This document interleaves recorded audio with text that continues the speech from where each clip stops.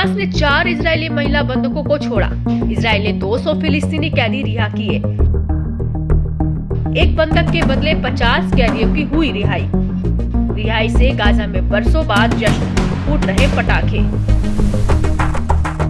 Israel और Hamas के बीच युद्ध विराम समझौता लागू है, इसलिए दोनों पक्ष फिलहाल गाजा में युद्ध नहीं लड़ रहे हैं, बल्कि गाजा अब इजरायली बंधकों और फिलिस्तीनी कैदियों की रिहाई का अड्डा बन गया है। बीते 25 जनवरी को हमास ने इजराइल के 4 महिला सैनिक बंधकों को रिहा किया था।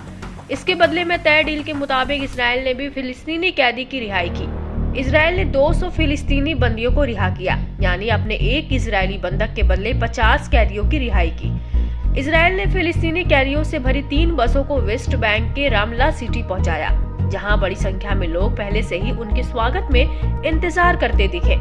इस दौरान रिहा किए गए कैदियों के लिए एक विशाल सार्वजनिक स्वागत समारोह आयोजित किया गया।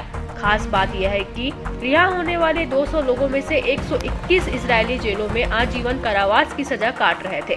कुछ को इजरायली अदालतों ने कई हत्याओं के लिए दोषी तक ठहराया था। खैर, इजराइल अपने बंधक बनाए गए लोगों के बदले में इस कुर्बानी को सहन कर गया। रिहा किए गए कैदियों में ऑपरेशन फ्रीडम टनल के एक मोहम्मद अल अरीदा और ऑपरेशन में भाग लेने वाले इयाद जरादत भी शामिल थे। जनीन कैदियों में सबसे लंबे समय तक जेल में रहने वाले रायत अल सादी, जिन्होंने 2 आजीवन कारावास और 20 साल की सजा के तहत 36 साल इजरायली जेलों में बिताए। थाबेट अल मर्दावी, जिन पर शट्टा जेल में सुरंग खोदने और भागने का प्रयास करने का आरोप था, को भी रिहा कर दिया गया।